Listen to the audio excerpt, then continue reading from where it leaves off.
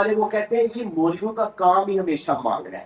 تو میں ان دوستوں سے یہ آج کے اس پروگرام کے توسط سے یہ کہنا چاہوں گا، یہ جو لوگوں سے پیسے مانگنا اسلام کے لیے ہے، یہ میرے سرکار کی سنت ہے. یہ فنڈ ریزنگ کرنا یہ آپ نے خود کی ہے، غزوہ تبوک کے موقع کے اوپر کی ہے. تو جب غزوہ تبوک کے موقع پر 300 اونٹ بما ساز و سامان سرکار کی بارگاہ میں حضرت عثمان غنی نے پیش کیے نا، تو اس وقت میرے مصطفیٰ کے دل کو جب ٹھنڈا ٹھار کر دیا تو میرے مصطفیٰ نے جنت کا سرٹیفکیٹ عطا کر دیا. اب دوسری مرتبہ بھی جنت کا سرٹیفکیٹ ملا، وہ نماز، روزہ یا حج کی وجہ سے نہیں ملا. وہ حضرت عثمان غنی کو کسی اور فضیلت کی وجہ سے نہیں ملا. وہ بھی جو جنت کا سرٹیفکیٹ میرے سرکار نے عطا کیا، اس وقت عطا کیا جب بیر روما ایک ایسا کنواں تھا جو ایک یہودی کے پاس تھا. جو بھی اس کے پاس جاتا وہ اس سے پیسے لیتا اور پانی دیتا.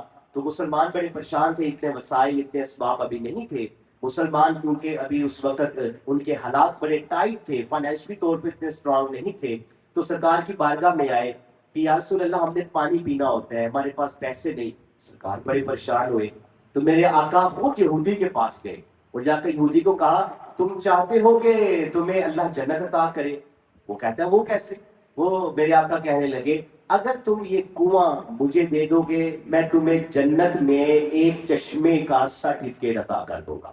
اب وہ یہودی تھا، اسے ان چیزوں کا کیا پتا، وہ اسے کیا پتا جنت میں کیا کچھ ہوگا.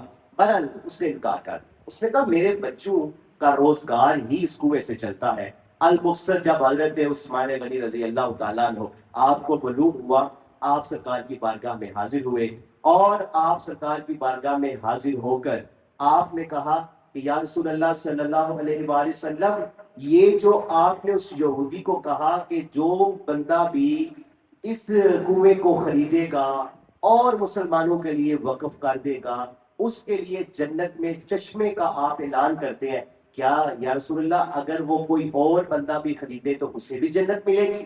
میرے آقا نے فرمایا ہاں. عثمان غنی اس وقت یہودی سے وہ کنواں خرید لائے تھے، المکسر وہ سرکار کی بارگاہ میں پیش کیا.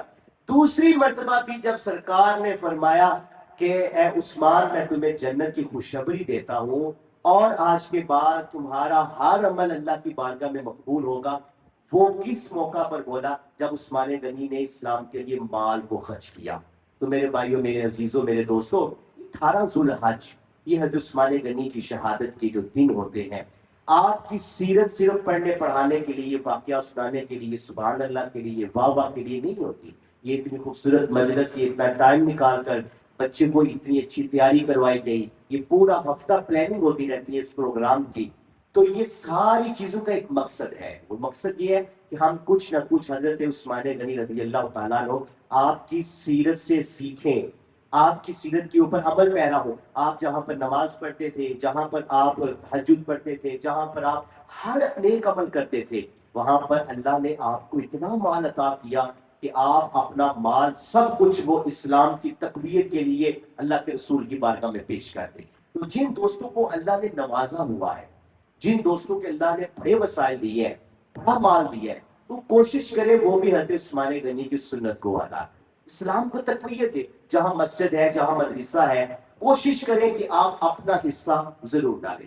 تو اللہ تعالیٰ کی بارگاہ میں دعا ہے کہ اللہ تعالیٰ ہمیں حضرت عثمان غنی رضی اللہ تعالیٰ عنہ کی سیرت کے اوپر عمل پیرا ہونے کی توفیق عطا فرمائے. دوسرا موضوع جو میں نے